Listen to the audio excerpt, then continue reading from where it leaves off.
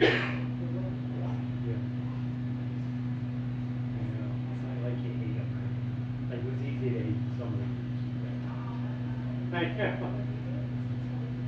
Yeah, well, yeah. It's not working. It becomes work when you don't like it. When you like it.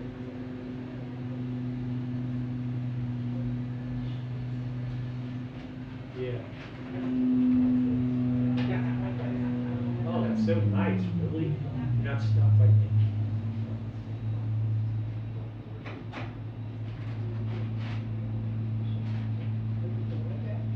Yeah, okay.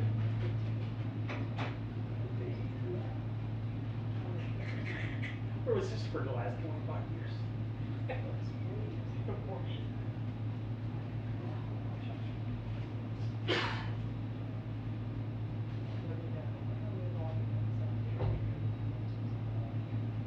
Then they have Gil. Oh, Gil. Oh. Jim. They'll send us. And I'm doing this here, and then right here, like, what's that here? They can go out. Unilateral. Thank you. Just anytime they're outside.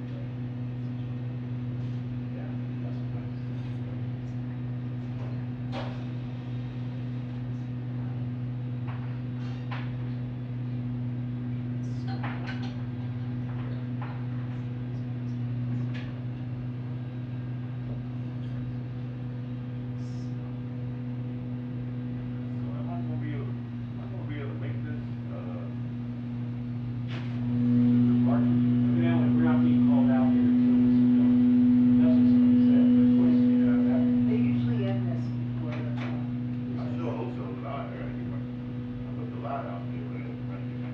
Where's your camera? What time, just start, sometimes just start one. I'm 4:45. I'm gonna put this out back, okay? You just do the best you can, Chris. If you can't, when you close the door, that needs Mary Alice's. No, I mean, Yeah, Mary Alice.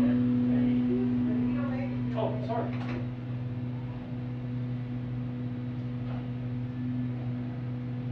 I didn't know they were buttoning up that close, that's what I was asking. Yeah, what are you here with? Just watching us? He's doing it well. Are you full, part of the full thing? Oh, That's ABC, makes sense. Man, I won't wait. You got it? That was cool. No, he got it.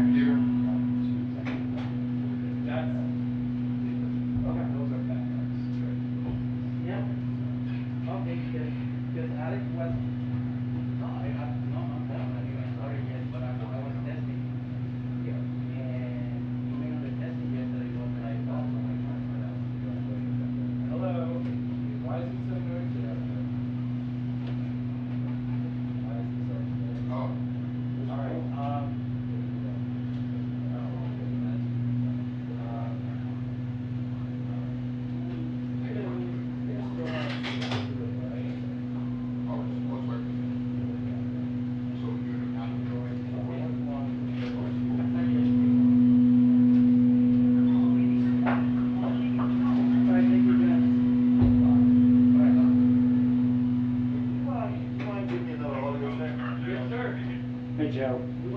This is Tom State. Hey, Joe. Yeah. I'm okay, Joe. Who are you with? Oh, Joe. Hey, dude. Sorry. Hey, I bought a car. Thanks. Audio check. Audio check. Test. 1 2. 1 2 check. Audio test. 1 2 3 4 5 6 7 8. 1 2 check. Hey hey. 1 2 check. 1 2 check. Hey hey. 1 2.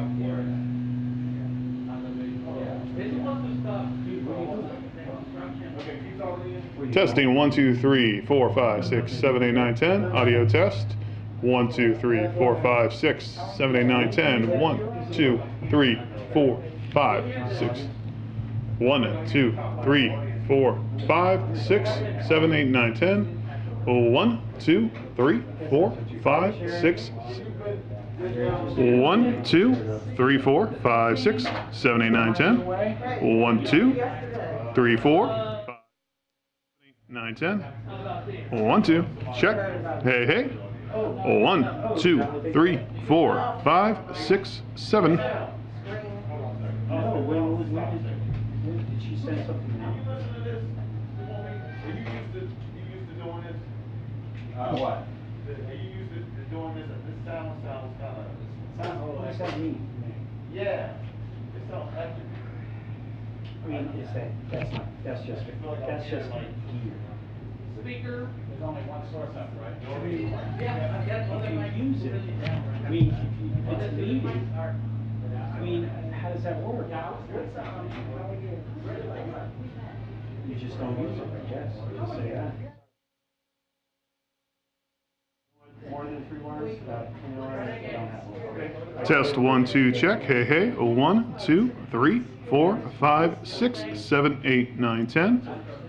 1 2 3 4 5 6 7 8 9 10. Hey hey. Audio test. 1 2 3 4 5 6 7 8 9 10.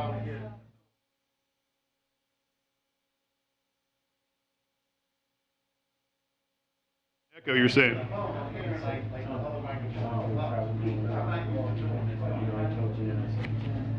One, two. Yeah.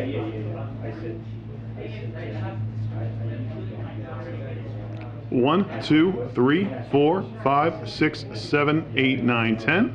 1 2 3 4 5 6 7 8 9 10.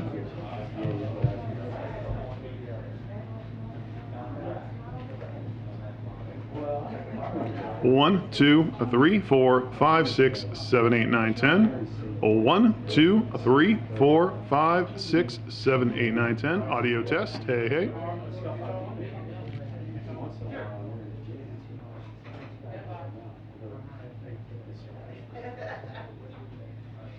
But I did tell her, I said, I'm really interested in doing it. I hope you have they have 3 sound this week and next.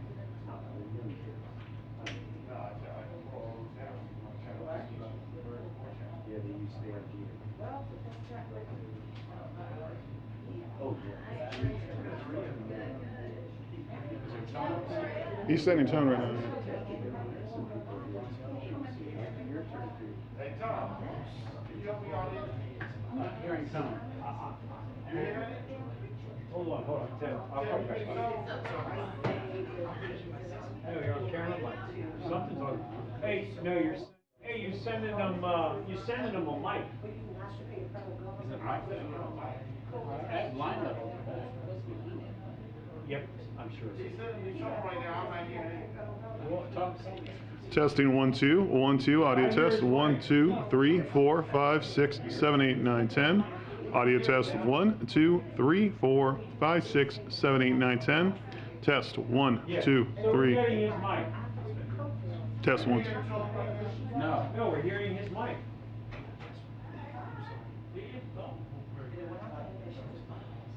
We're not hearing tone. No. That's pretty obvious.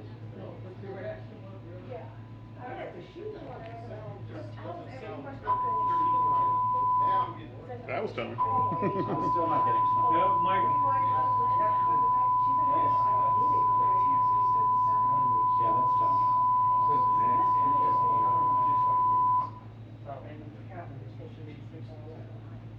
Did you get turned in? Yeah.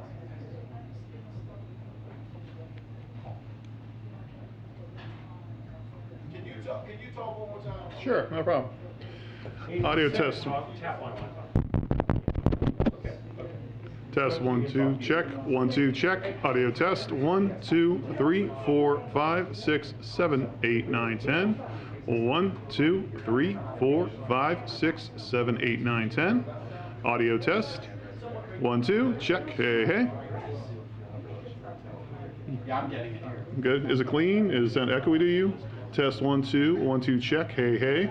1 2 3 4 5 6 7 8 9 10.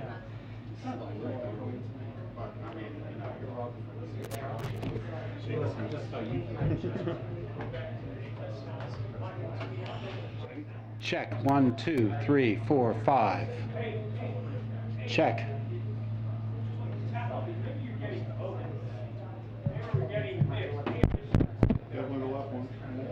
Check 1 2 3 4 5. 5 4 3 2 1. Say a little hollow, not so echoey. A little hollow? Yeah, you tell. I mean, there's no other sources of it. Yeah.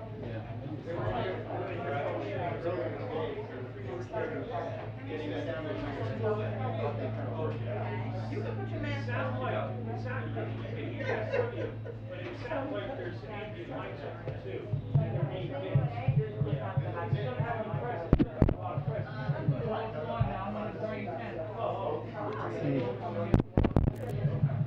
This one likes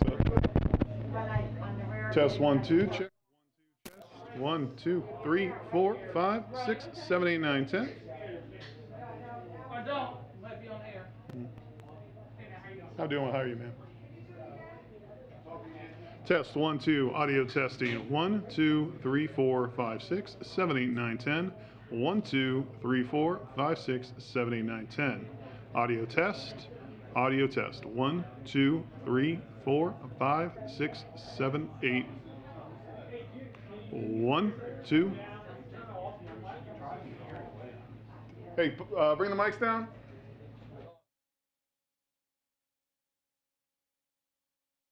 One, two, 3 4 5.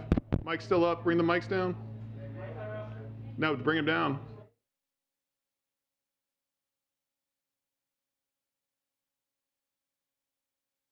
Open up mic. Test 1 2 audio. Audio test 1 2 3 4 5 6. Test 1 2. Check. A little hollow. Very hollow. It just sounds like you're talking from here to there. Yeah. There's no presence. Yeah. I mean, I don't know what those mics sound like, so maybe. Yeah. It's my first day in here too. They sound pretty good. Yeah. I didn't hear. Have you guys changed anything? First day on this portion. So he's teaching me. So. Our team is coming right now to check in the audio, see what's going on.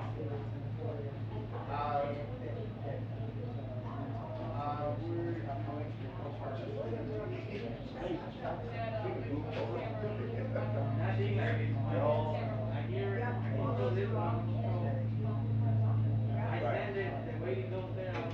It's kind of Perfect. Sherry, let's look at this.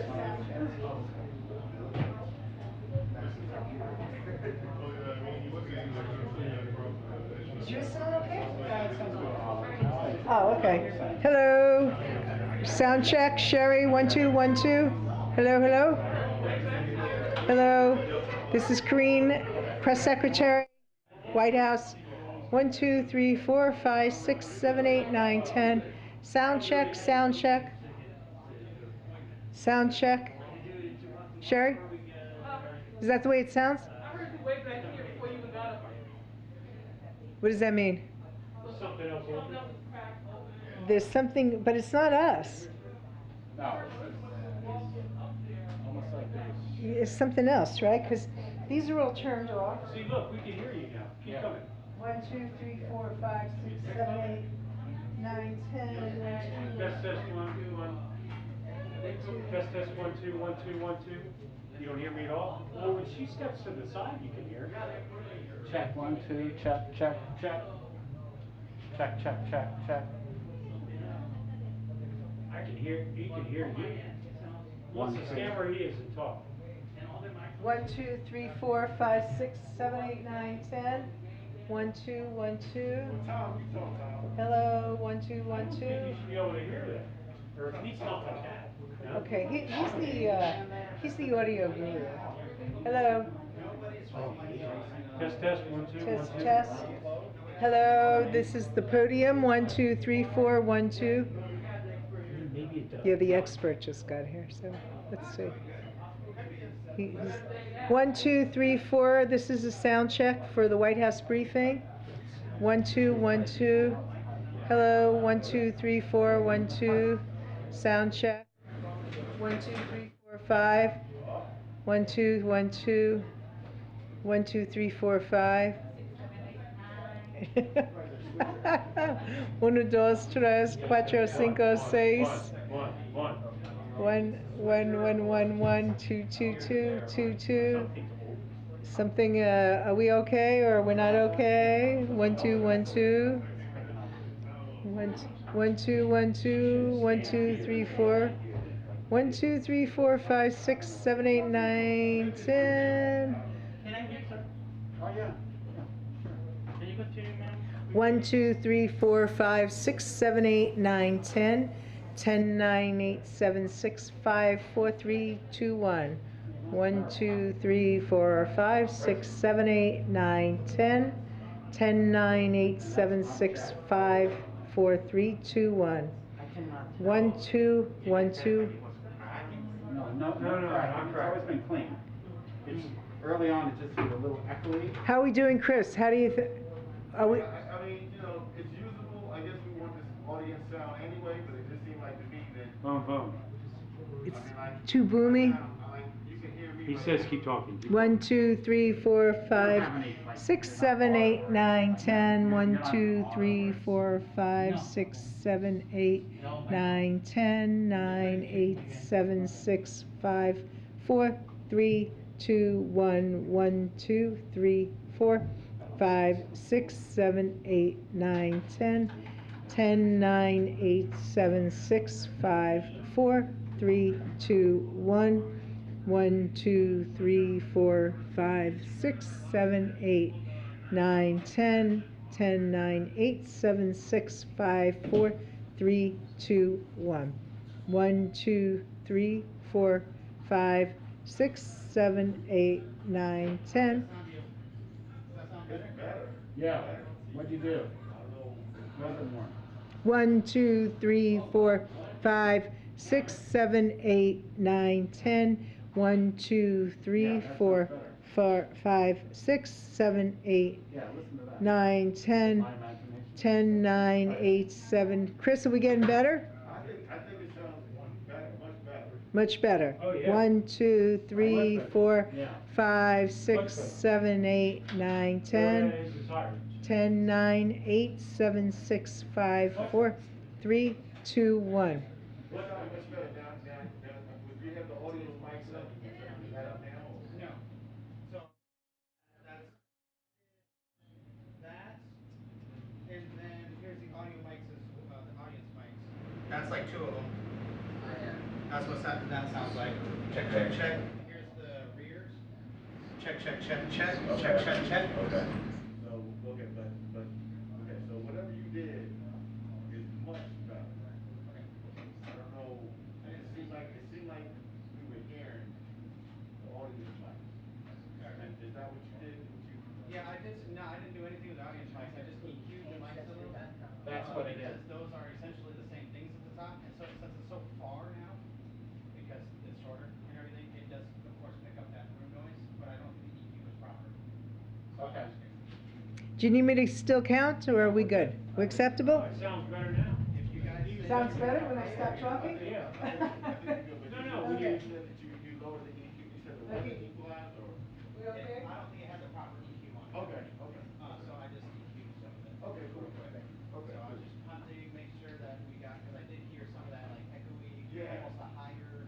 charge extra for that? What's that? You charge us extra for that? I would like to try. Check. Chris, you okay now? Yeah, yeah, yeah. Okay. How many extra bills coming our way? Luis, here, I'm gonna make sure you As see long as that. it doesn't separate. Oh, nice. Excellent.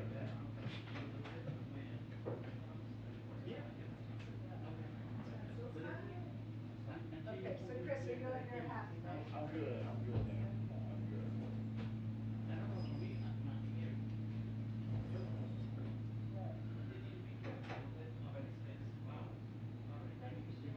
So, well, do you want to hear the videos?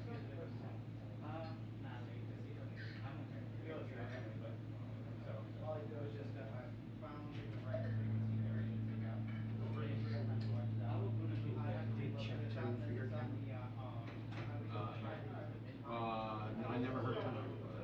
Maybe we should zero it, so you make sure. Yeah, now that. I don't know, is that how they do it? And then what I did. Yeah, they should send time. And so what I did is I gave it time every day, just so the audio will pass on. And then, what I did was I took one, which I did the low mids, and I queued the cue. I made it to 60, like, you got 0 and 60, whatever, and it gets that point.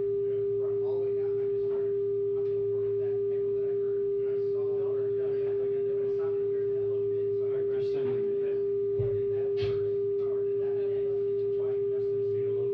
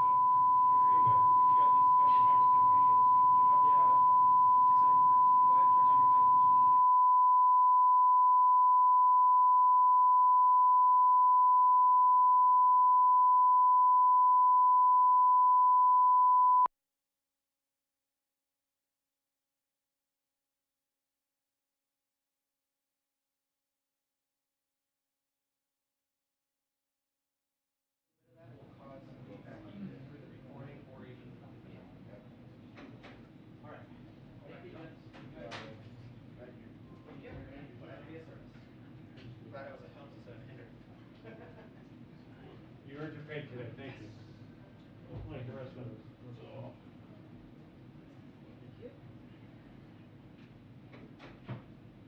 Hey Eric, how you doing? Sherry here. I'm doing pretty good, Wellness. So I'm in the briefing room. I'm doing the chair mic. Uh-huh.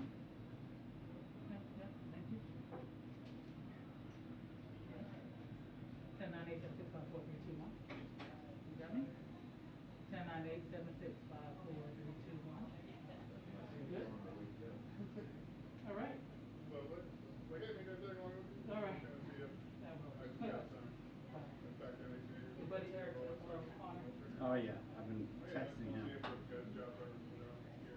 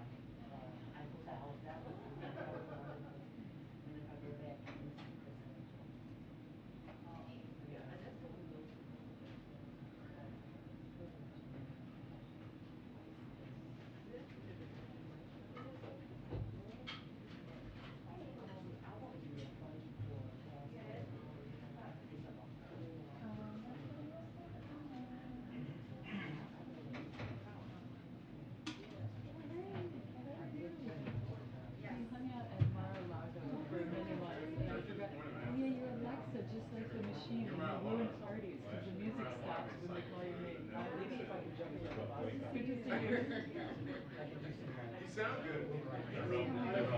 Take it over as he saw the wheels are set, and they take 15 minutes for wheels to tidy it up or whatever. And then he's like, he's going to take it over before the briefing. I said, well, that's in 5 minutes. He should have already out there. Oh, yeah. Liaising with each other. Once I'm stable, I'll do whatever I can. What time are you due to leave? Now? All right, well, have a good trip. I hope it doesn't get extended like mine did.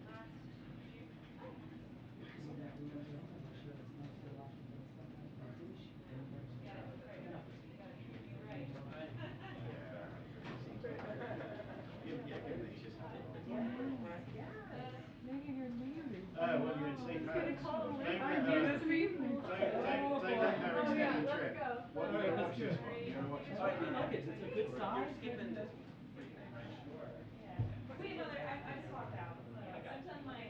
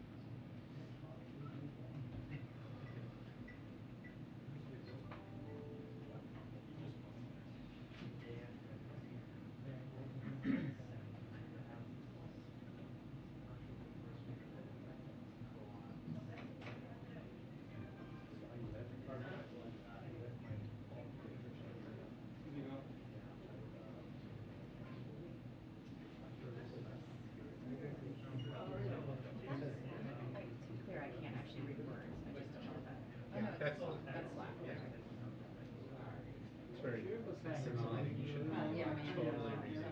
I can see like Times Square, folded block and it's smaller lines. I'm so freaking blind. I just take my contacts. I didn't realize it until I went to paper. So I sat down at the desk and I was like, I can't see anything. That's like the worst time to figure that They out. literally had to write talking and they had to write stop in all caps because otherwise I'm just doing like this. Like running with them. It was so bad. Luckily it was not live, but I was almost just you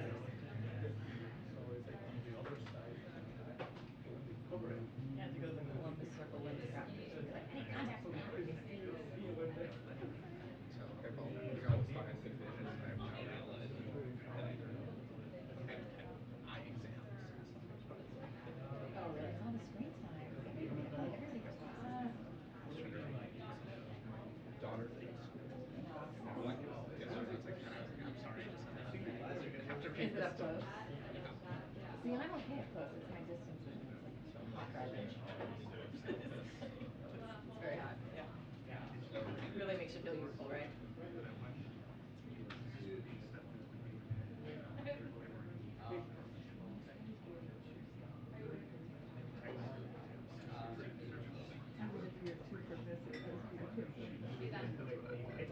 You criticized that me?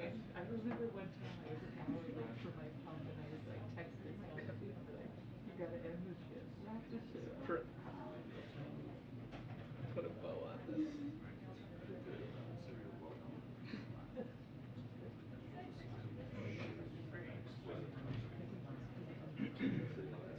What?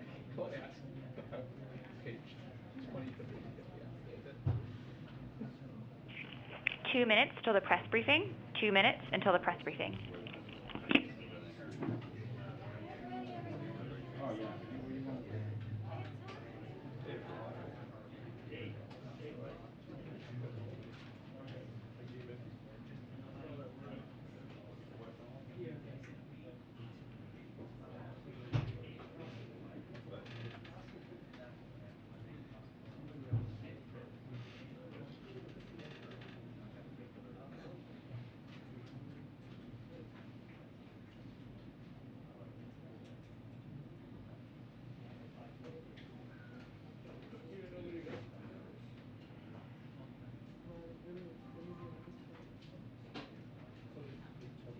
Not even the block. You can't even see the paragraph breaks.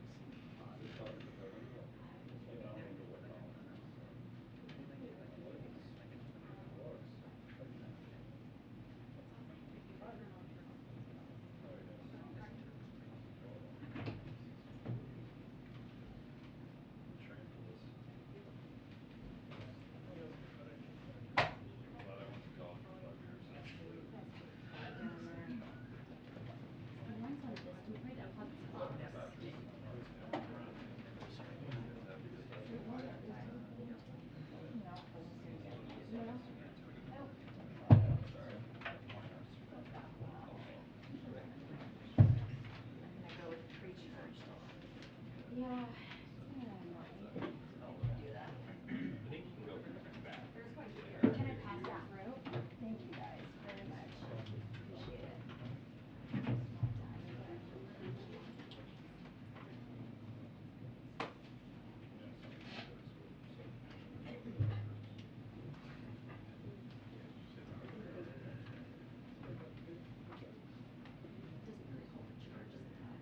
That's what I was like, I was just spending my life walking around like I know, I have some extra friends that do this.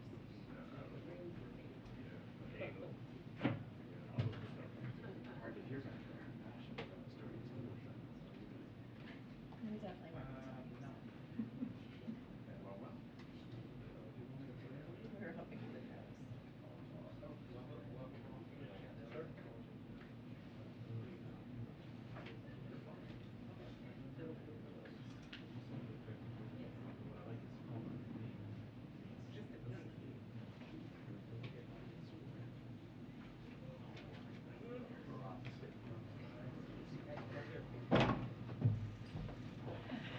Good afternoon.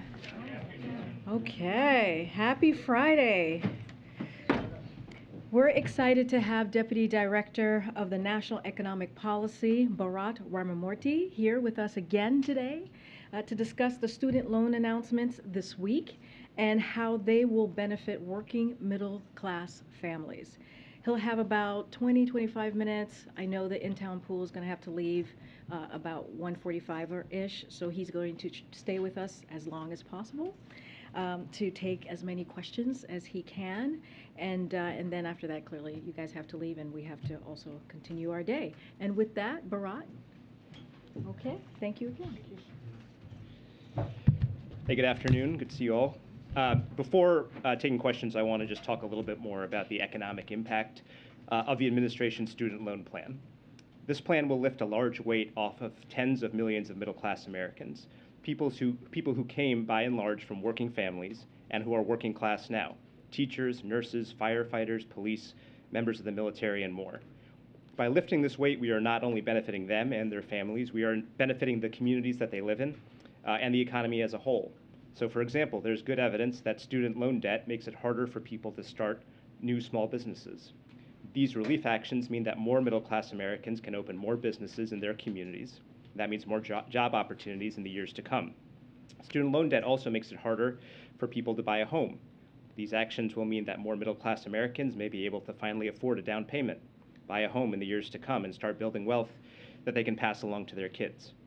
As the president has said, his core economic plan is to strengthen the middle class because that helps everyone. And these actions are targeted right at America's middle class. Nearly 90% of people receiving the relief are making under $75,000 a year. The extra money for Pell recipients helps provide additional relief to people who are more likely to have less family wealth to rely upon. And when the president says that he's committed to growing the economy from the bottom up and the middle out, he's serious. That's why over the course of the last year and a half, we've been able to provide support to small businesses, support to people facing the risk of eviction or foreclosure, to people at risk of going hungry, and more. It's why the president's infrastructure bill is focused on creating hundreds of thousands of good-paying jobs, nearly 90% of which won't require a college degree. And it's the reason why our economy has roared back, and the unemployment rate now stands at a historic low, even as the economies of other leading countries are faltering. So this plan is working, and the student loan relief is the next part in it. With that, I also want to address an issue that I know has been coming up recently, which is the cost of this proposal. Our estimate is that the debt relief proposal will reduce average annual receipts in the student loan program by about $24 billion a year over the next 10 years. So the way to think about this is that because we are providing debt relief, reducing the outstanding balance for some people, eliminating it for other people, that means we're not going to be collecting a certain amount of payments that we otherwise would have been collecting, and that totals about $24 billion a year on average over the next 10 years. So let's put that $24 billion in context. That represents 1.5% of the deficit reduction that we are projecting for this fiscal year before the announcement. And it is far less than the $350 billion plus that we've already done in PPP loan forgiveness since last July. Now, consistent with long-standing budget practices, and consistent with the comments that I made on Wednesday here, the official budgetary score will be produced by the Education Department and the Office of Management and Budget in the coming weeks, and actually the Office of Management and Budget is going to be putting out more detail on this process and how it's slightly different than the preliminary estimate that I provided later today. So with that, happy to take questions. Okay, all right, guys, we're going to take as many as possible. Morning. My first question is, thanks for the number. Why was this a number that we didn't have the past couple days? Yep. And then this modeling is based off of, you said 75% of people taking advantage of the program. If 25% of people aren't taking advantage of the program, do you consider that a flaw in the program? Would you consider the program a success of that number? If you can talk us through this. Sure. So look, we have to make an assumption about how many people take advantage of the program in order to provide this preliminary estimate. The reason that we chose 75% is that it's broadly speaking in line with the take-up rate of the most similar Education Department initiative that we could find. In other words, there was another Education Department initiative in the past that was supposed to provide targeted debt relief to a set of borrowers who were eligible for it, and roughly 75% of the borrowers in that particular program took advantage of it. Now, we are hoping to get as close to 100% as possible, but we, for the purposes of putting out a preliminary estimate on this, we had to choose a number, and we felt like 75% was the most defensible. As for why you're getting it today, you guys asked us for it, so we're providing you with information. Good, so the way you're explaining how this is being paid for, how you just went through this, the $24 billion per year, are you considering, there was a bit of we're trying to get, are you still considering this self-paid for, right? Because mitigation and compensating it in other ways are not necessarily having internal pays for this bill. So are you still phrasing this as it pays for itself, or are you phrasing it in a different way? What I would say is that yes, this is paid for. It is paid for and far more by the amount of deficit reduction that we're already on track for this year. Like I said, we're on track for $1.7 trillion in deficit reduction this year. That means, practically speaking, compared to the previous year, $1.7 trillion more dollars are coming into the Treasury than are going out. And we're using a portion of that, a very small portion of it, to provide relief to middle-class families consistent with the president's plan. So yes, we consider it fully paid for. Ron, thanks for doing this. Sure. The median household income in this country right now is roughly $67,000, which means that this is going to go for those up to $125,000. Those individuals are already making individually almost twice the median household income in this country. What do you say to those critics who say, you're not just helping the middle class, though I understand 90% will be making under $75,000, you're still helping what is a smaller percentage, but a significant percentage of individuals who most Americans would view as making a lot of money? Sure. So look, in our view, as you noted, nearly 90% of the benefits go to people making under $75,000 a year. And our view is that the folks that you mentioned, under $125,000, they are middle-class families, and I think that they would widely be considered as such. And look, I want to be totally clear about this point. $125,000 or $250,000. Would you view that as a middle-class family, Sure. A family that makes under $250,000? Absolutely. Look, the key cutoff here is that nobody in the top 5%, whether they're in an individual income or household income, is going to get a dollar. And look, it's extremely consistent with what the president has said on the tax side. Now, on the tax side, he said that nobody making under $400,000 a year should face a tax increase. So the economic story of this country over the last couple of decades, if we're going to look at it, is that there's been a relatively small sliver of folks who have done extremely well, the top 1%, top 5% or so.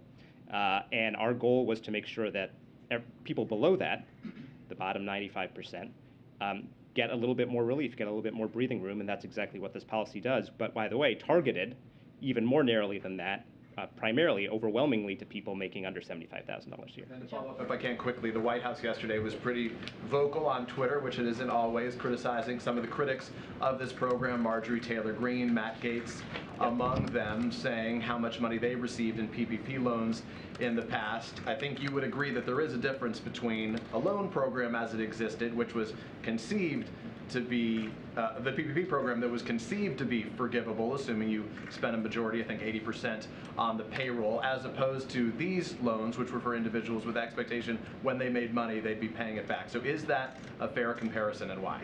Yeah, we absolutely think it's a fair comparison, and here's why.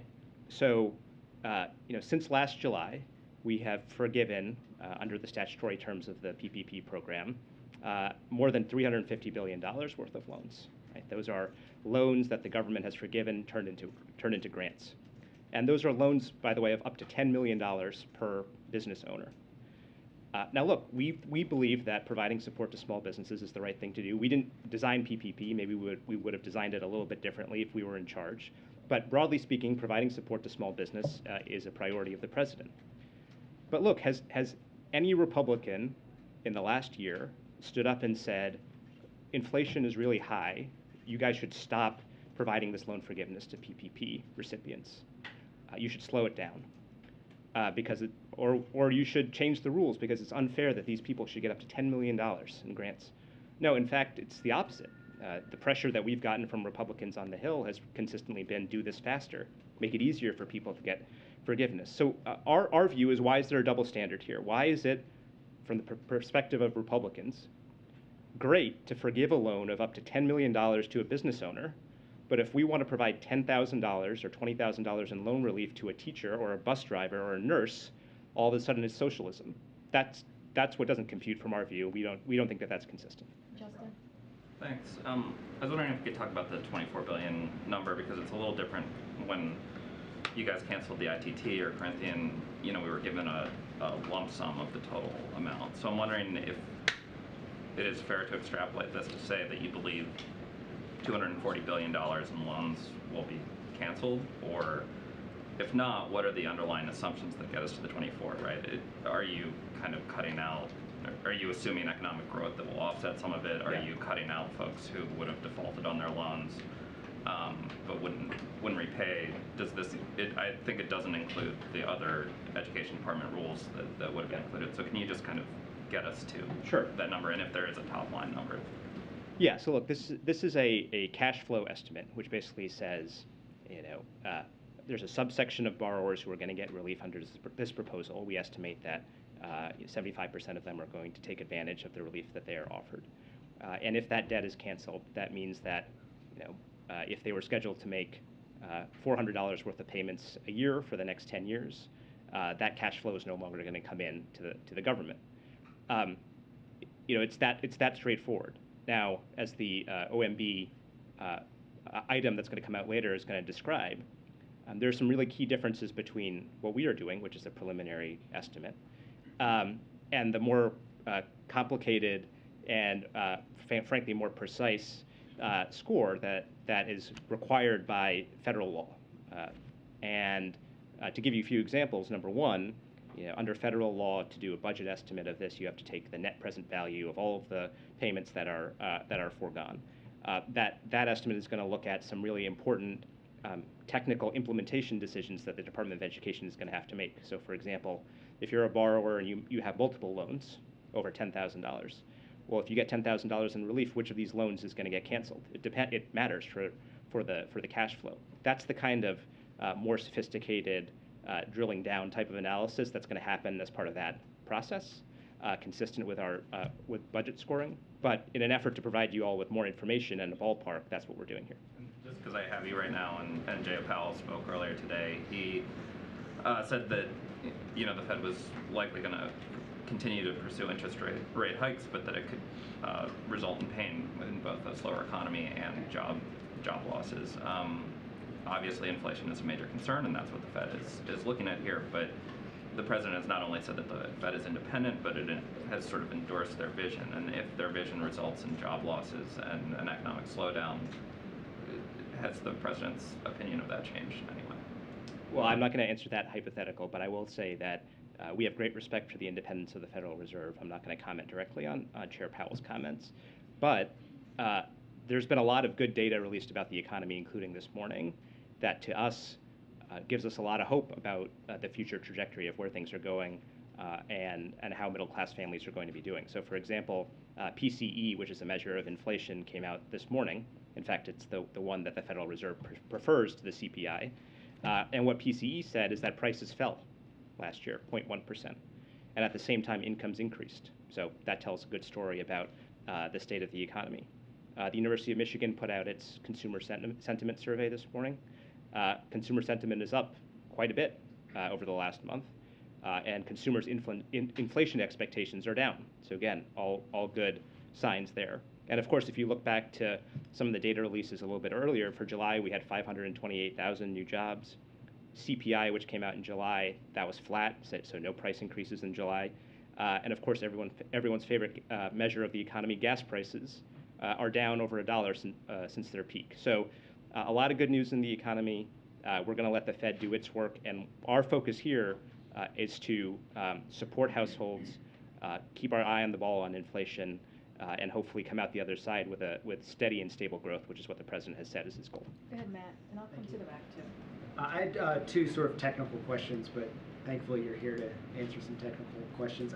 The first is, you guys have argued about the $1 trillion in deficit reduction. It sounds like it's hard to get to like a $240 billion figure over 10 years with this new estimate, but is it fair to say that that 1.7 trillion becomes 1.5, or it becomes a lower figure given that it's not paid for? Is that a fair way for us to sort of think about what you guys are doing? That's a fair way of thinking about it. And another way of thinking about it is that we go from the single largest deficit reduction in the history of this country to the single largest deficit reduction in the history of this country. So the second question is about whether you guys have estimates. You've argued that this is potentially a deflationary move. do you have any estimates in terms of how much money will start to come in come January, and how much money is going to be not coming in, and to articulate a little bit more of how you guys are arriving at that conclusion? Yeah, we've looked at those numbers, and they informed our view that we put out on Wednesday, that we view that the impact of restarting payments and providing relief are largely going to offset each other. Now, there's different assumptions about, as we've covered, there are different assumptions that go into figuring out exactly how much is that going to mean. But in our mind, with a pretty broad range of assumptions, they're going to largely offset. And there have been a host of independent experts who have said the same thing. In fact, Goldman Sachs put out an analysis of this proposal, and they said quite clearly that they felt that restarting payments and providing targeted relief would actually be disinflationary. In other words, more money would be coming into the government than going out in the short term, which would help further our efforts to bring down inflation. But I guess if you guys are saying $24 billion is the estimate for what won't come in per year, is there an estimate for next year once you kick on, once people start paying? Is it 30 billion is coming in, 24 billion is not, or? Sure. I mean, one way to think about it is this. So we've had a student loan pause in place now for over 2 years. No federal borrowers being required to make any payments. People are voluntarily making payments, so we're actually collecting, roughly speaking, $2 billion a month in payments voluntarily. Under normal times, so pre-pause, we were collecting about $6 billion in payments a month from student loan borrowers. So the difference between those two is $4 billion. If we turn the loans back on without making any other changes, roughly speaking, because things have changed in the world in the last 2 years, roughly speaking, we would expect to collect about $4 billion a month in addition to what we're collecting right now, right? So roughly speaking, $48 billion coming into the government that wouldn't have been coming in before. As you can sort of piece together, if the average annual cost of this is $24 billion, that means that on net, about $20 to $24 billion is coming into the government even after we do the relief, right? Now, again, that's not, there's some play in those numbers, but I just want to give you a general sense of how we're doing the math there. Good. Two just like brass tacks questions for people that are trying to navigate this still. We got this new information today that the form is going to be available for folks who think they're eligible in mid-October. It's going to take about 4 to 6 weeks for that to be processed. So can you guys guarantee to folks that if they are on time and they put in their application in mid-October, they will definitely see their balance shrink the appropriate amount before repayments have to be due again? And then just another sort of question too, there's a lot of confusion. If you recently zeroed out your balance in the last few months, can you request a refund and then still apply to get some of this forgiveness? Great. All right, so let me, on your first question, let me just provide a little bit of detail because I want to make sure that people get the full story here. So the application will be available by early October. In the meantime, borrowers can go to studentaid.gov, which has been up now for the last 48 hours, and they can provide their email address so they can get notified when that application goes live. Once the borrower completes the application, they can expect relief within 4 to 6 weeks. So borrowers are advised to apply by roughly November 15th in order to receive relief before the payment pause expires on December 31st. And of course, the Department of Education will continue to process applications as they're received, even after the pause expires on December 31st. So one more point here, which is that we encourage everyone who thinks that they're eligible to go to the website and go to the application when it's available and fill it out. But as we noted during the announcement, there's actually 8 million people, 8 million borrowers, that's about 20% of the borrowers, for whom the Education Department already has data about their income on file. And if those people qualify based on the income on file, they'll actually get relief automatically. So I would refer you to the Education Department for any other questions about that. And your question about refunds, I would refer you to them. So if they apply right when the application's available, they should be good to go before December 31st. 4 to 6 weeks after they submit the application. So yes, in our view, if you submit by early to mid-November, you should get your relief before the restart happens at the end of December. Go ahead. Thanks. I wanted to ask for a second about the legal justification for this program. You're using a 2003 law to justify why COVID's a national emergency and why student relief or debt relief is needed. What's your response to critics that say that that's a stretch in the law? And do you plan, or does different agencies that are involved here plan to put out more legal justification for why this is okay. Well, look, again, I'm not a lawyer, so I don't want to get into too much of the legal nitty-gritty here, but what I can tell you is that both the Department of Justice Office of Legal Counsel and the General Counsel's Office of the Department of Education have looked at the text of the statute and believe that the action that the Secretary took and that the administration took here is legally justified. There's more detail available in some of the memos that they've written, and I would recommend that you talk to them about it. But the president was clear from the beginning that he did not want to move forward on this unless it was clear that it was legally available to him. And one of the first things that he did when he came to office was ask for that legal opinion, and got the answer that yes, options were available to him that were legally permissible under that law. And it's worth noting, by the way, that law that you're talking about is the exact same legal authority that the Secretary of Education has been using since 2020 to impose a pause on student loan payments for 45 million borrowers. And that has not been challenged in court. It has not been found improper by a court. It's the same statute that the previous administration used and that we have used that we are now using for this action. I also wanted to ask, you as an administration have taken existing statutes, and I don't know if stretch is the right word, but you did it with the eviction moratorium, you did it with vaccines, and we've seen courts push back. In this case, you have people who are really excited and really making plans with this money that they think they're going to save. And what's your response to them? Are you preparing for a legal challenge? What's your response when people are reading that there could be legal uncertainty to your position? Yeah. Well, look, what we can say is that we believe we're on strong legal ground in taking this action. Of course, people can challenge actions in court. It happens all the time. It happens to this administration. It's happened to every administration in history. It's going to be up to the courts to decide whether those are valid claims or not. But we believe that we're on very strong legal ground.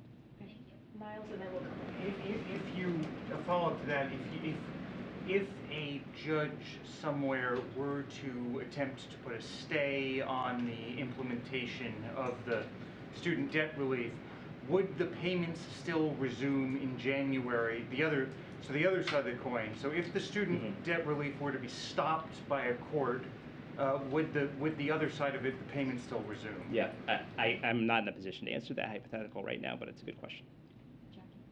Thank you. I wanted to just go back to your comparison between this and the PPP loans, Sure. because what Republicans and critics are saying is that there's a difference between those decisions being voted on by Congress and those loans that turned into grants being by and large for to cover businesses that were shut down by the government involuntarily because of a natural disaster versus students who willfully took out their loans and are now unable for whatever reason to repay them. There is a difference there. Well, I would say both actions are based on laws that Congress passed. We are implementing a law that Congress passed, actually a Republican Congress and Republican president in 2003, the HEROES Act. And again, that's the exact same legal authority that the previous administration used to put a pause on student loan payments. That's the authority that we're using in this instance. So, we are acting consistent with the law. And look, to go back to my earlier point, we're not against PPP. We're supportive of the idea that small businesses should get relief. The point is that over the past year, we have been forgiving hundreds of billions of dollars worth of loans to business owners. And remember, that program was stood up very quickly. Money went out the door quickly, and Congress could have come back at any time and said, we should look a little bit more carefully at these loans. Maybe we shouldn't be providing forgiveness to people if they clearly did extraordinarily well during the pandemic.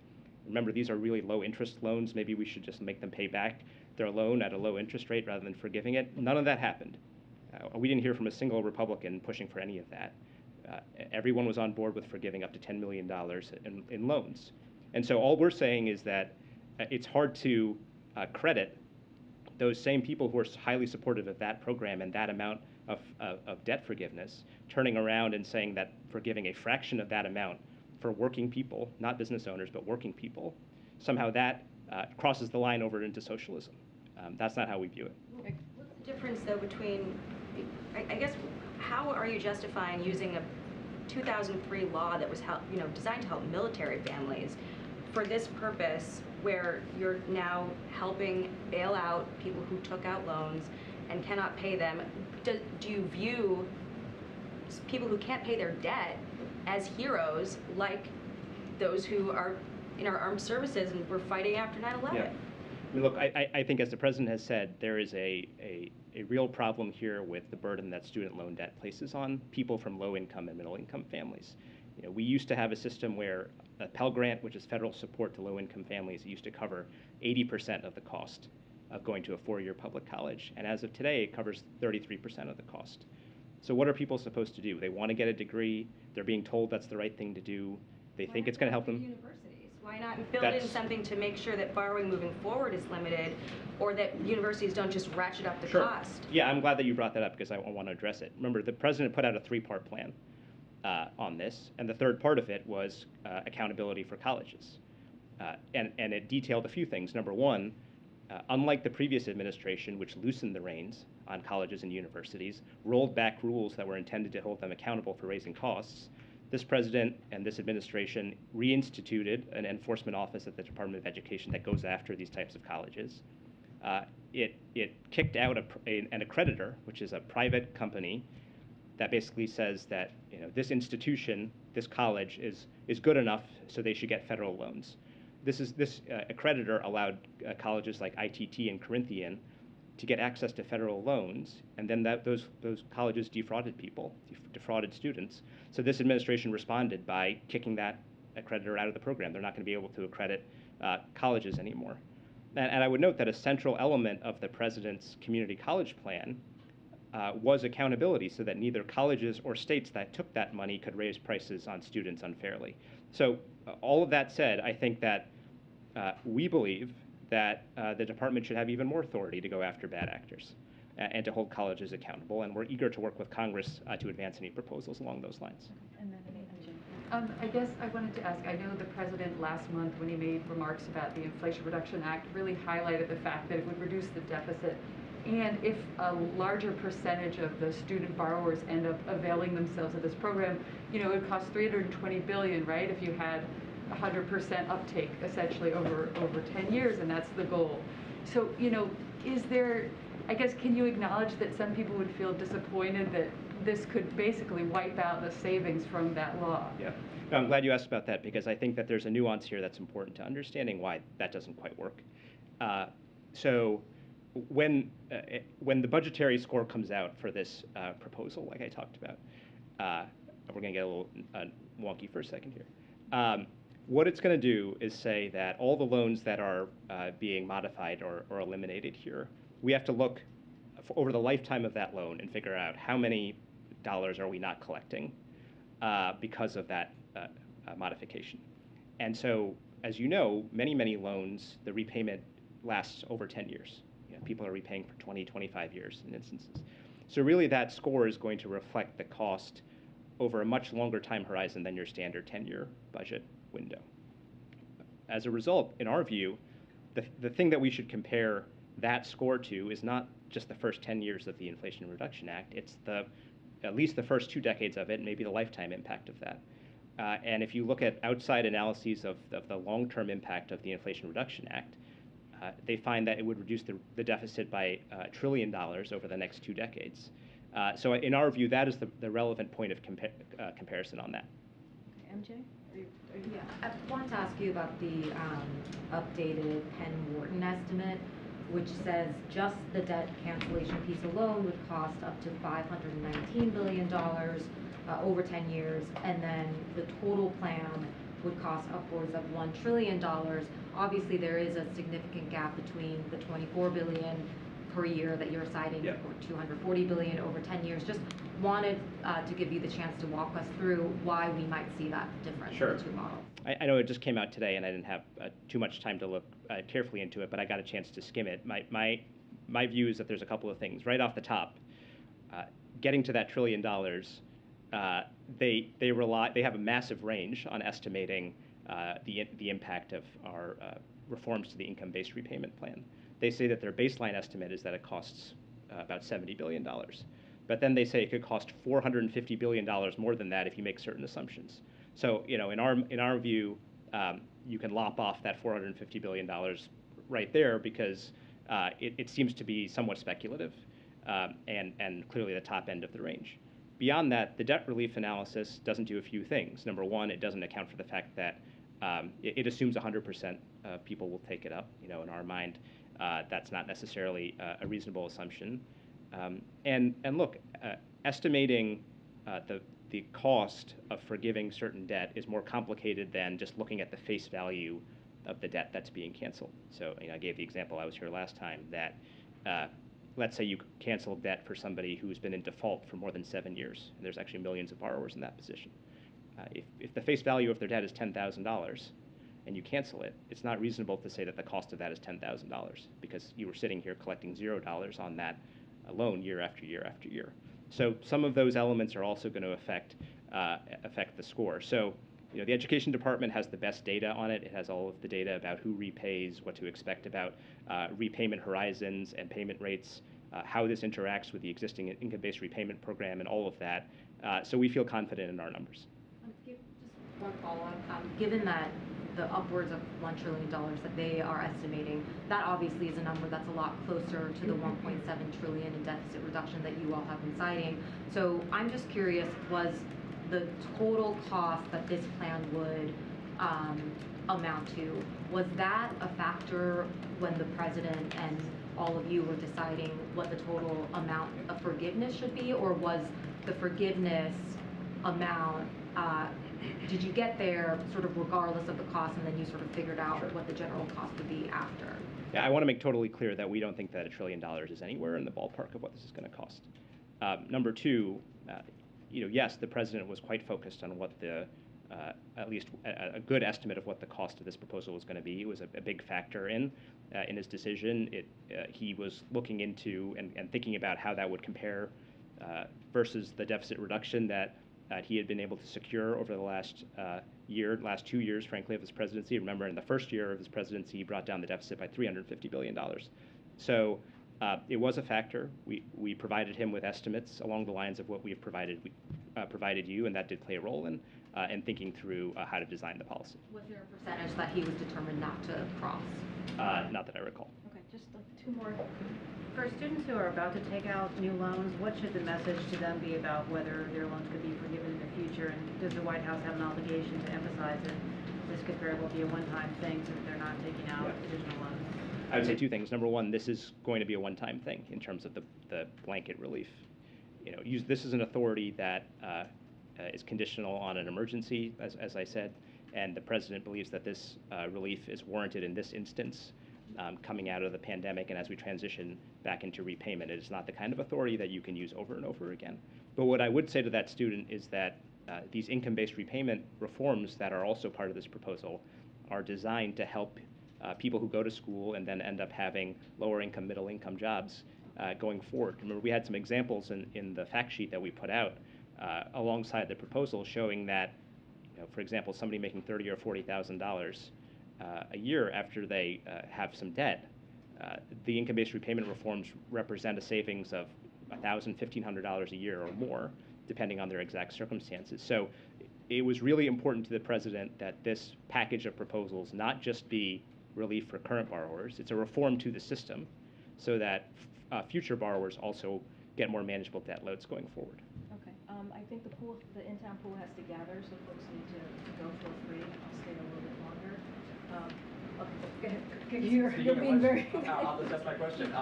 Many comparisons have been made from the American system to foreign governments, where higher education is government-funded, taxpayer-funded, at no cost to the student. Yep. How do foreign systems inform the decision for loan forgiveness? And is there any economic data we can glean from those countries that we might see as a result of the loan forgiveness decision? Yeah, as we've talked about, part of the reason that we're in this position, part of the reason why the cost of college, even after accounting for inflation, has tripled in the last 40 years, since 1980, part of it is that there has been a significant amount of disinvestment, especially at the state level. So states used to put more money into funding public education, public higher education in their states, and that helped keep tuition down, especially for in-state students. What we've seen in recent decades is pulling back on that and basically shifting the burden onto students who come from lower income and middle-income families. And as I noted, the federal government hasn't done enough to step in and fill that void, and the value of the Pell Grant has deteriorated from 80% to 33%. So, what the president has called for, as you know, is a series of increased federal investment that would make it easier for folks from lower income and middle income families to go to college, right? Doubling the Pell Grant. Right now, the Pell Grant's about $6,500 a year. He wants to double it to $13,000 a year. That represents a significant amount of relief for people from lower income, middle income families. And as I talked about, he's also pushing to make community college free. All right, we gotta wrap it up. I'll Okay. stay a little longer for folks and take some questions. Thanks, everyone. Thank you so much. That was very helpful. Thank you. Good to have you. Okay, so I'll stay a little bit longer and take some questions for folks who are still here. Okay, just a topper for you, and this is something that Bharat already alluded to, talked about, which is the PCE. While there is more work to do to bring prices down, we received several pieces of encouraging economic news today from PCE. The new data on the personal consumption expenditures, what economists call, again, PCE, show that in July, incomes went up while prices went down. So based on this measure, inflation went down in July. This was largely driven by the fastest decline in gas prices in a decade. The national average is now down to $3.87 per gallon. The American people are starting to get some relief from high prices, and that's underscored by new data that shows consumer sentiment is up 13% since July.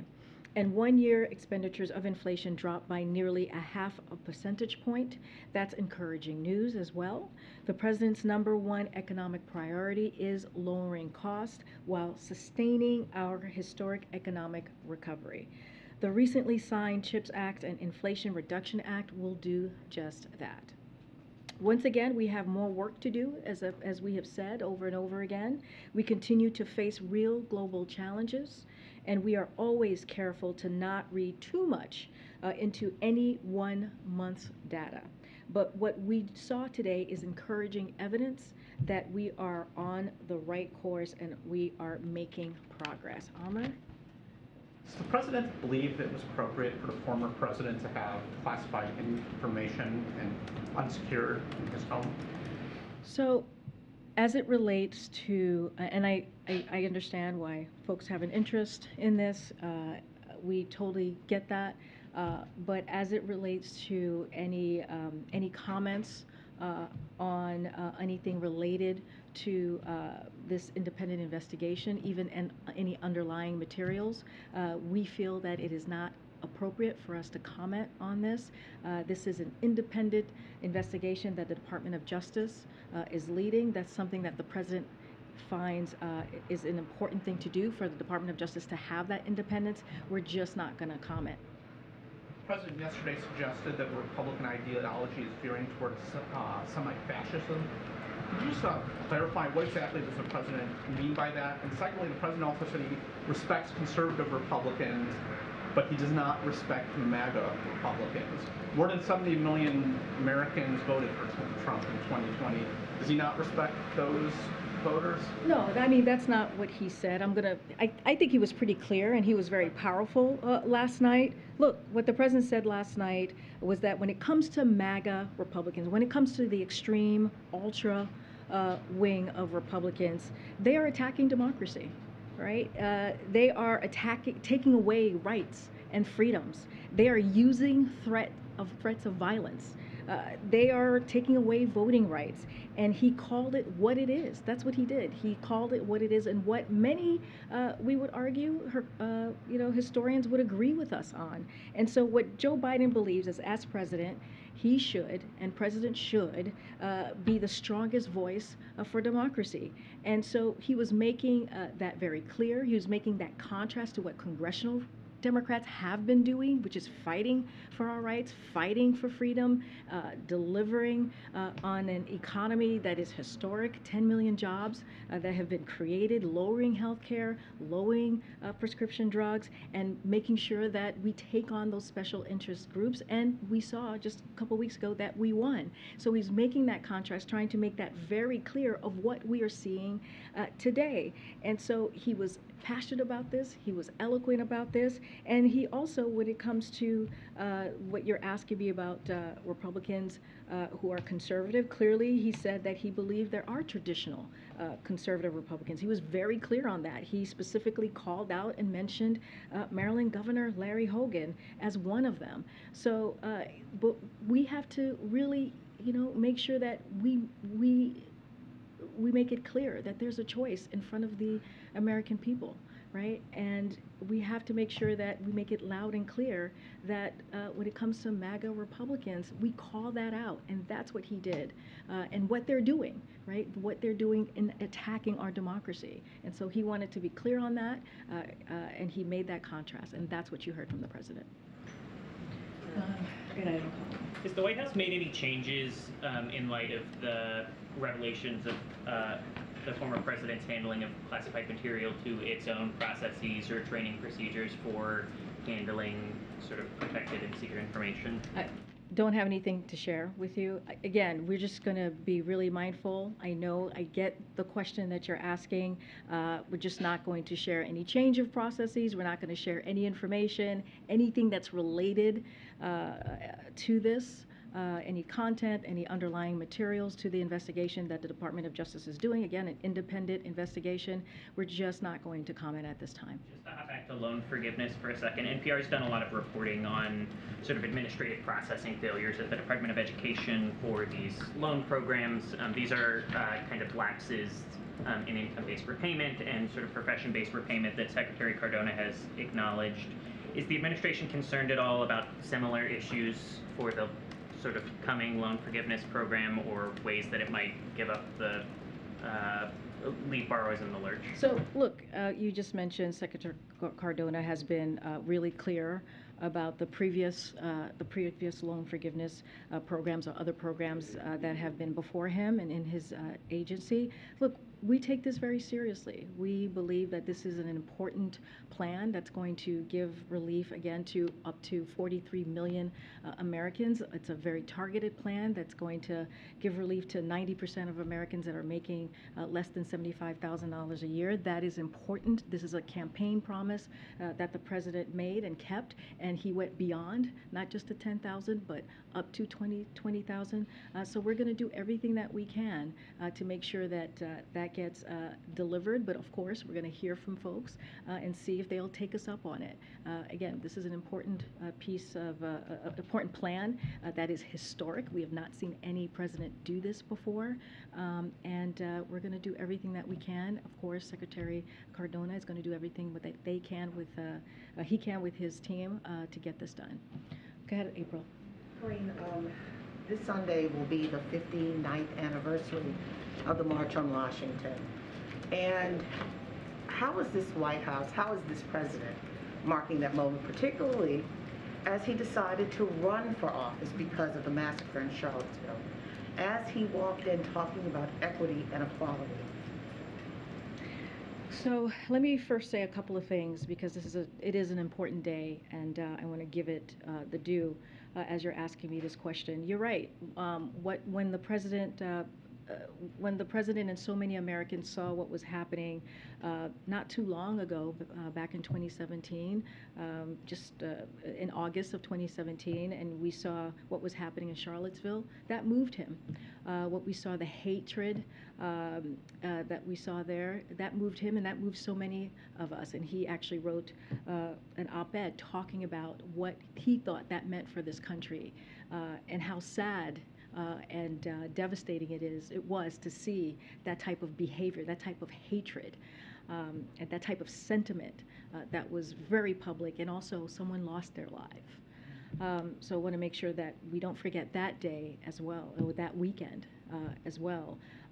And when the president came into office, he took that, talking about dealing with racial equity, he took he took that very seriously. And you see that across the agency. He signed an executive order talking about how he wanted to make sure that there was racial equity within the agencies across the federal government, and you've seen him do that. And Susan Rice, as you know, the ambassador is leading that effort with her department and dealing with the different agencies and making sure that we deal with racial inequities, even here in the agencies. So as it relates to March on Washington and that anniversary, the president has said this before, and I'll reiterate, the March on Washington and Dr. Martin Luther King Jr.'s "I Have a Dream" speech changed the course of history. We continue to reaffirm our commitment to fulfilling America's founding promise, and the president has made advancing equality core to his administration, as I just laid out.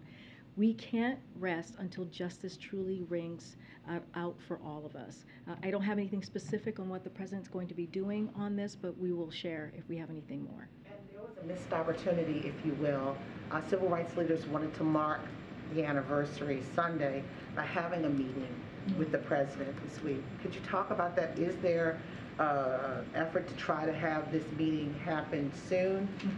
Was it a missed opportunity, etc.? So, I mean, I'll say this. I don't have a meeting to read out or speak to at this time, but we have stayed in regular touch with civil rights leaders. You know this, April. I think you've reported on the many meetings that this administration has had with civil rights leaders. We are in close touch with them. The president has a very good relationships with many of those leaders, and so we find those relationships important, that we will continue to grow. Again, I don't have a meeting or anything to lay out, but again, we're in regular touch with members of that community. And lastly, is equity still one of the major one of the major pillars of this administration? Years in, is this still one of the fundamental pieces of this administration? Oh, it is. It is.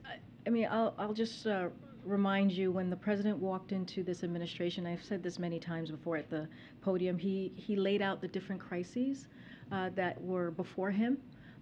When he came in, racial equity was one of them, and saying that we needed to do everything that we can to deal with that crisis in a real way. And he has taken those actions, as the GRIO has reported on, as many of you in this room has reported on the steps that he has taken, but it doesn't stop with the executive order. It also is actions that we're going to continue to take within the White House as well. Thank you. Okay, I'm going to come back because I didn't take your question. In New York and D.C., mayors have said the federal government isn't doing enough to help with migrants who are being sent by bus to their cities. Does the administration have plans to do anything more on this? So the administration has been in regular touch with Mayor Bowser, clearly the mayor of D.C., and Mayor Adams, mayor of New York City, and FEMA regional administrators have been meeting with both mayors on site to coordinate available federal support from FEMA and other federal agencies. Funding is also available through FEMA's emergency food and shelter program to eligible local governments and non-for-profit organizations upon request to support humanitarian relief for migrants, as we have done many times in response to Governor Abbott's repeated attempts to create chaos. And really, to create chaos and confusion, that's what he's doing at the border, and costing his own constituents well over $1 million. So we will work to manage the consequences of this latest political charade that we see from the governor, and we do take this very seriously, and I continue going to work with Mayor Bowser and Mayor Adams. I will point you to a statement that FEMA put out earlier this week, laying out the steps that they have taken and what they're doing to provide assistance. Okay, I'm just going to call on folks I haven't called on. Sure. Thanks, Corinne. Just to get something on record, does the White House have any response to the release of the search warrant affidavit for Mar-a-Lago? I'm just going to say what I just told this young man a few minutes ago. We understand the interest in this. We are not going to comment on any underlying materials, any content that is related to an ongoing investigation. This is an independent investigation, legal investigation that the Department of Justice has the independence to conduct, and we do not feel it is appropriate for us to comment.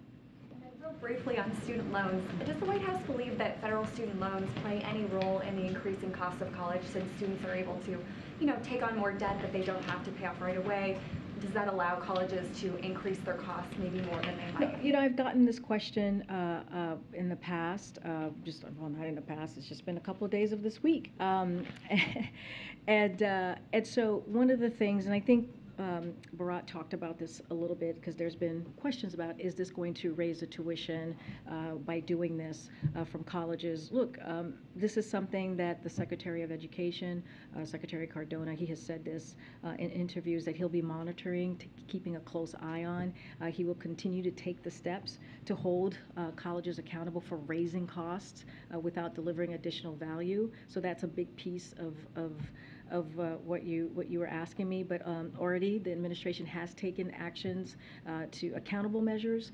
We reinstated an enforcement office at the Department of Education. We terminated a college creditor that had previously allowed colleges that defrauded borrowers to get access to federal student loans. That's something that Bharat just talked about specifically moments ago. And we're rolling out new resources to help students make more informed decisions on which school will better deliver value for the cost. Look, once again, I just want to say this, you have one thing that people are told, young people in particular are told, is that in order to have a good job or have a career, you got to go to college and get that education or continue that education. And there's some communities that need a little bit of help, and we should be providing that little bit of help. That's why we did a targeted, the president did a targeted, fiscally responsible approach in making sure that we give Americans a little bit more breathing room, middle-class Americans a little bit more breathing room. And when you do that, they are going to have extra money to buy that house. They're going to have a little extra money to start that family. And so that is important as well, and that is something that the president is certainly committed to. Go ahead. That's great. Yeah, no, go ahead. I'll come around. Go ahead. I'm sorry, Sebastian. I was pointing to Sebastian, and then I'll come around. I knew there was people right behind me. It's so funny. I actually think when I'm pointing to someone specific, but from the other. I got it.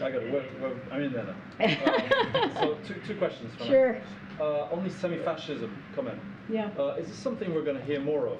That phrase. Is it something the president's going to kind of embrace, or is there any sense that it was, a little impromptu, and it's going to turn into a kind of basket of deplorables thing that he regrets and tries to be quiet about?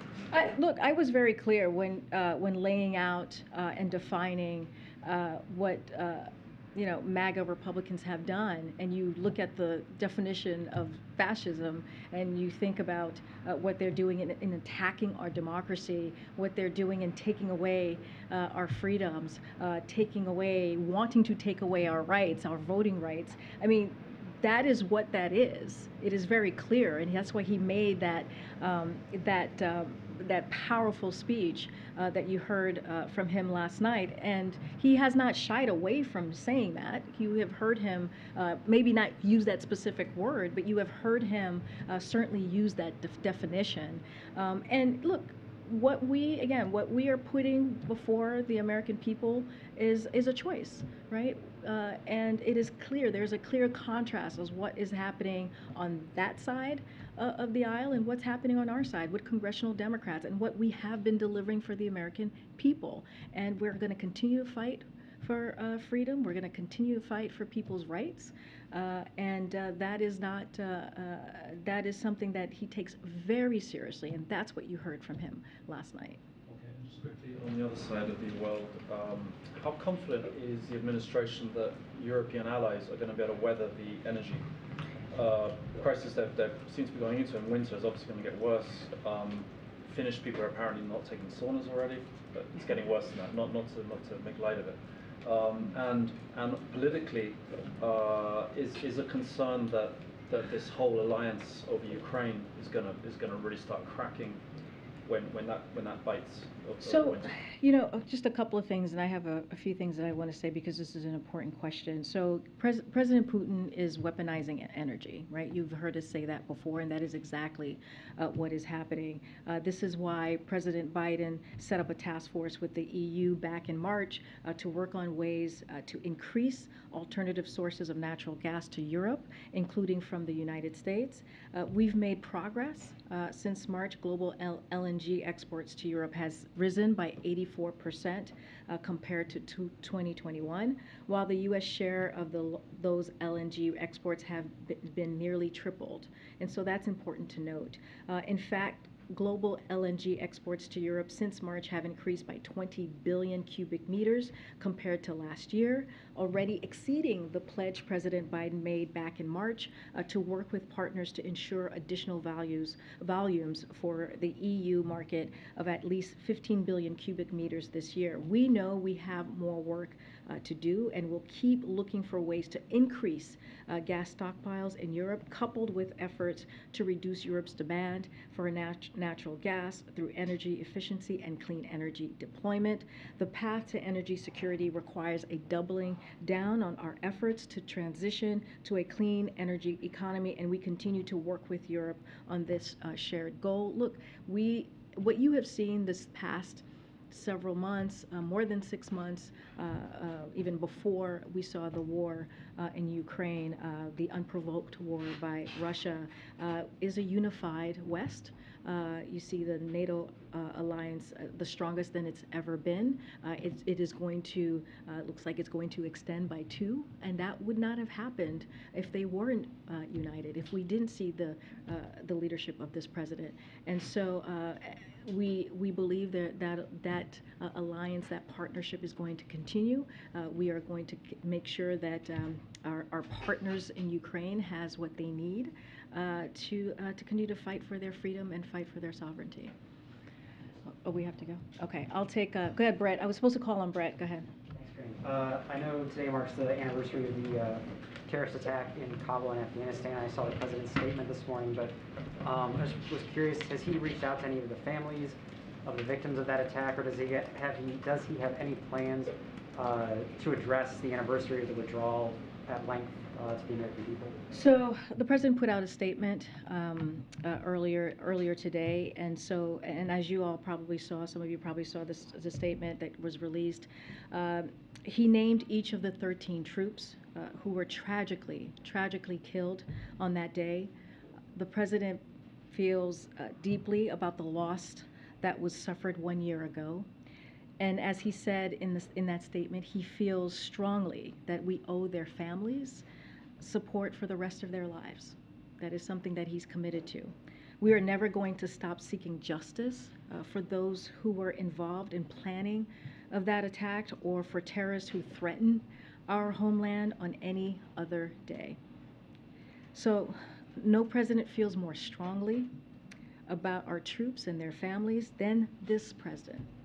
And he and the First Lady have taken action to support our service members and their families through joining forces and signing the historic burn pits legislation that, as you all know, expands benefits for veterans, and it was incredibly historical. Again, I point you to the statement. I don't have anything more to share. I will take one last question. Somebody I haven't called on. Rob, I know I haven't. I know you've been raising. Rob, go ahead. Okay, so on Afghanistan, just to follow up, what would you say to the father of a US Marine killed in the suicide attack last year, who thinks that taping a segment with Jay Leno this afternoon is insensitive and tone deaf? Again, this is something that's very personal to the president.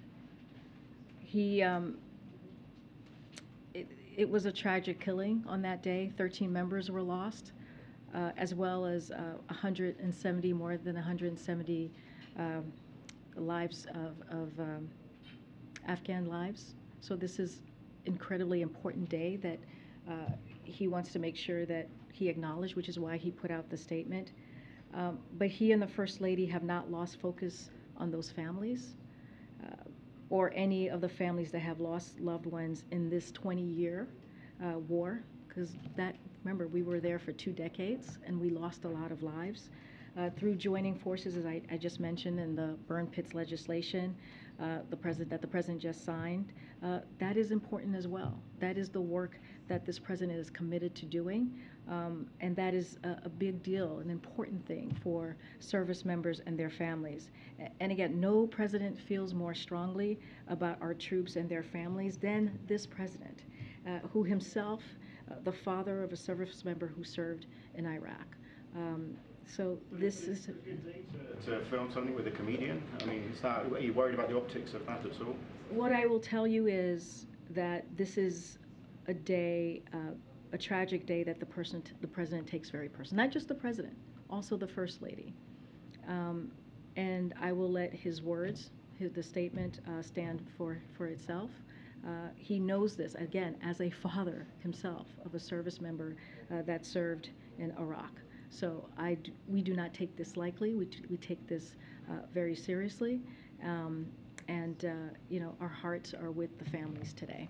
Okay, I'm going to go. We're going to go. Do you have any comment on the election in Angola and Kenya? Okay, I'll take that one really quickly, and then we're going to go. Because this is important. The United States congratulates the people of Angola for making their voices heard in Wednesday's elections. We continue to observe the electoral process as votes are counted. We encourage peace and patience as the vote tally process continues. The United States supports the democratic process through our ongoing democracy and governance programs and by observing the election. Election observations promote participation and public confidence in the electoral process. The United States and Angola share a strong partnership.